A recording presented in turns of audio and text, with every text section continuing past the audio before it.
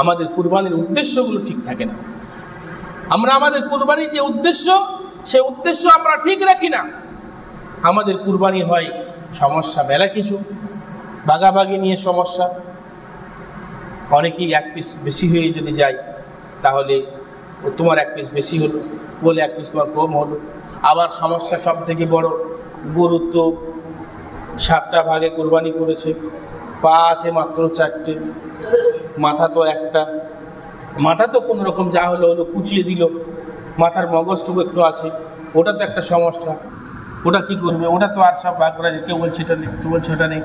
তো এখন দেখা যাচ্ছে যে কুরবানির গরু ভাগ করতে গিয়ে লোক আছে 7টা, ফ্যামিলি আছে 7টা, আর পা আছে 4টা। এখন 4 জনা নিয়েছে, 3 জনা পাই না, তো মন খারাপ। কেউ তো জোর করেই নিয়েছে, তো যা বলবে বলবে, আমি একটা ঠ্যাং নেবই, তা তো যা হবে হবে। কেউ বলছে যা বলবি বলবি, আমি আজ মগজটাকে তুলি পালাবো। কথা বুঝতে পারি?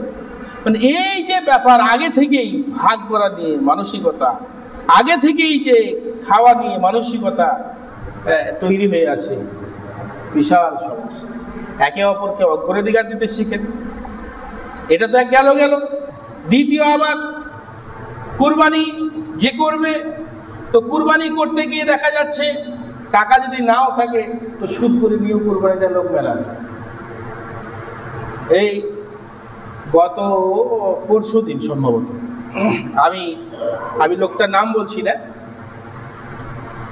গৌতমের দোকানে আমি কটা চিপ পাথর আনতে গেছি। তো ওখানে একটা লোক আছে, আমাদের মুসলিম পাড়ার লোক, হয়তো সোশ্যাল মিডিয়ায় শুনবে, যেহেতু নাম বলছি না, সেও বুঝতে পারবে, আপনারা তো বুঝবেন না। কিন্তু একটা বিষয় নিয়ে সমস্যা চলছে, তার সঙ্গে টাকা পয়সা, অনেক কথা, টাকা দিতে হবে কেন, এই সমস্যা। আমাকে ঘুরি সাক্ষী করছে, বলতো ভাই কুরবানি না দিলে কত লজ্জার কথা, কুরবানি না দিলে কি অসুবিধা, কত লজ্জা লয়, বল ভাই। হ্যাঁ, টাকা দিচ্ছি না, ছাগল কিনেছি একটা লোকের বাড়িতে, ছাগলটা আনতে পারছি না, এত টাকা লাগবে, তোমার তো ছাগল দেবে। সে এখন ঠিক মানে এই খেজা বাজা করছে, আর আমাকে সাক্ষী করছে। অথচ এক নামাজ পড়ে না, জুমার দিনটাও সে যায় না। আমি বলেই দিলাম মুখের সামনে যে ভাই, এটা আমার কাছে লজ্জারও নয়, আল্লাহর কাছে লজ্জা নয়। তুমি যে নামাজ পড়ো না, জুমাটাও পড়তে যাবে না, তোমার সব থেকে ঘৃণা। তোমাকে কুরবানি দিতে বলেছে, তোমার কুরবানি হবেই না। কে বলেছে তোমাকে কুরবানি দিতে? আর আমাকে তুমি সাক্ষী করছো। ওই লোকটা আর দাঁড়াইলো না, একেবারে গুগুর পালিয়ে গেল। তো সারাদিন ধরে আমার বদনাম করবে, কি করবে না? তাই সারাদিন যদি বদনাম করতে আমার কি যায় আসে? আমাকে সাক্ষী করছে, কত বড় সাহস যে কুরবানি না দিতে পারলে কত লজ্জার বলো। হ্যাঁ, বক্তব্য ইত্যাদি ইত্যাদি। তোমার কুরবানি না দেওয়াটা কোনো লজ্জার নয়, কিন্তু তুমি যে সালাত পড়ো না, জুমাটাও ঠিক মতো পড়তে যাও না, এটা সব থেকে লজ্জার, ঘৃণার। তুমি কুরবানি দিচ্ছ লোক দেখানোর জন্য, এটাই বাস্তব। তুমি কুরবানি যে ক্রয় করেছো বা দেবে, এটা লোক দেখানোর জন্য, এটাই বাস্তব। তোমার কোথায় প্রমাণ করে? সম্মানিত সুধী, এভাবে কুরবানি করলে হবে না। এর আগেও আপনাদেরকে বলেছি, লা ইয়ানালাল্লাহা লুহুমুহা ওয়ালা দিমাউহা ওয়ালাকিন ইয়ানালুহুত তাকওয়া মিনকুম। যে তোমরা যে কুরবানি করছো, আল্লাহ বলছেন যে তোমাদের এই কুরবানির জানোয়ারের গোশ, রক্ত, হাড়, হাড্ডি কোনো কিছু আমার কাছে পৌঁছায় না। ইয়ানালুহুত তাকওয়া মিনকুম, তোমাদের মধ্যে যে আল্লাহ ভীরুতা, তাকওয়া, পরহেজগারিতা আছে, ওইটা আমার কাছে পৌঁছায়। অতএব সম্মানিত সুধী, আমরা যে কুরবানি করব, এই কুরবানিটা লোক দেখানোর জন্য নয়। আপনার ক্ষমতা আছে, আপনি কুরবানি দিলেন না, সে ব্যাপারে এর আগে আপনাদের হাদিস শুনেছি যে রাসূল সাল্লাল্লাহু আলাইহি ওয়াসাল্লাম বলেছেন যে তোমরা যাদের কুরবানি করার ক্ষমতা আছে, সমর্থ আছে, অথচ তোমরা কুরবানি করলে না, তাহলে ফালাইসা মুসাল্লি, আমাদের এই মুসল্লি ঈদগাহে এসো না, মুসাল্লাতে এসো না। সে ব্যাপারে রাসূল সাল্লাল্লাহু আলাইহি ওয়াসাল্লাম বলেছেন। তাহলে আপনার ক্ষমতা যদি থাকে, তাহলে আপনাকে কুরবানি দিতে হবে, এটা ঠিক, কিন্তু আপনার নিয়তটাকে পরিষ্কার করে কুরবানি দিতে হবে। সম্মানিত সুধী, আপনার টাকা আছে, অর্থ আছে, আপনি কুরবানি দেন। টাকা নেই, অর্থ নেই, আপনাকে কুরবানির জানের উপরে মানে করে তৈশিল করে কষ্ট করে দিতে হবে কেন? যদি আপনার ঋণ থাকে, তাহলে ঋণ করে কুরবানি নয়, বরং আপনি ঋণটাকে কি করে মেটাবেন তার ব্যবস্থা করেন, কিন্তু ঋণ করে কুরবানি দেওয়ার চিন্তা ভাবনা না।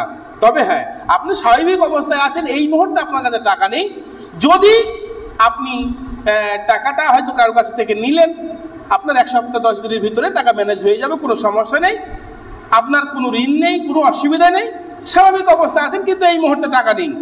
আপনি সেক্ষেত্রে নিতে পারেন, কারো কাছ থেকে হাওলাত টাকা ধার নিয়ে আপনি দিতে পারেন, এটা সমস্যা নেই। যদি আপনার স্বাভাবিক পরিস্থিতি থাকে, কিন্তু আপনি ঋণের মধ্যেই আছেন, ঋণেই ফেসে আছেন, আবার ঋণ করে কুরবানি করবেন, ও কুরবানি আপনার দরকার নেই। কথা বুঝতে পারলেন?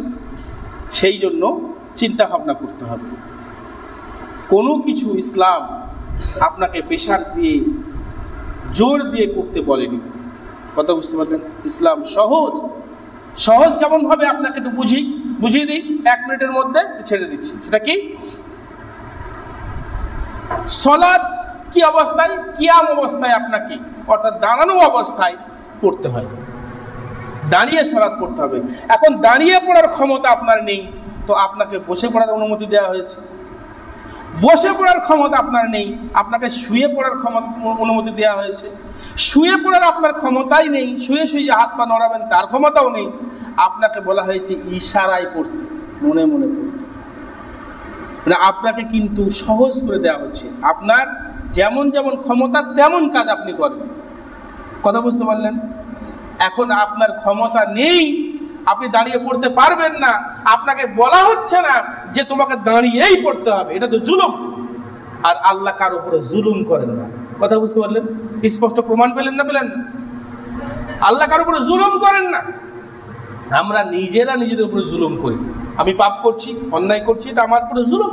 আমি জাহান্নামে যাব নিজের কর্মের জন্য, এটা আমার উপর নিজে জুলুম করছি। আল্লাহ জুলুম করেন নাই।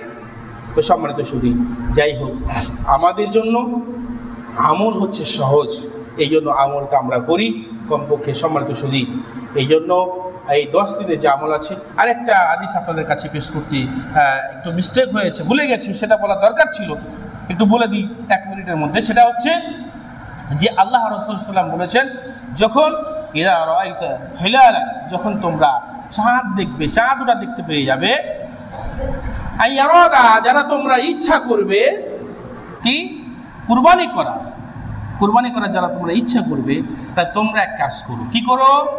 যে তোমরা তোমাদের চুল এবং নখগুলোকে কাটা থেকে বিরত থাকো। কি থাকো? বিরত থাকো। নখ এবং চুল কাটা থেকে বিরত থাকো, যারা কুরবানি করার ইচ্ছা করেছো তোমরা।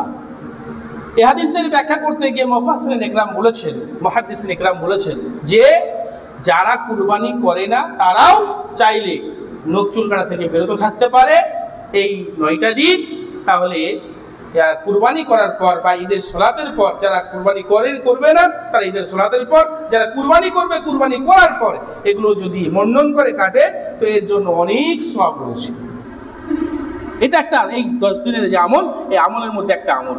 অতএব আমরা যারা কুরবানির ইরাদা করেছি, অবশ্যই এই 9টা দিন এইগুলো কাটা থেকে আমরা পরেজ থাকবো ইনশাআল্লাহ। আল্লাহ রাব্বুল কাছে দোয়া করি, হে আল্লাহ রাব্বুল আলামিন, আমাদের এই কুরবানির তাৎপর্য এবং এই 10 দিনের যে আমল, এই আমলগুলো সঠিকভাবে বুঝে সুঝে হাদিস ও কোরআন মোতাবেক রাসূলের পদ্ধতি প্রসেস অনুপাতে আমাদের করার তৌফিক দান করো। আল্লাহুম্মা আমিন।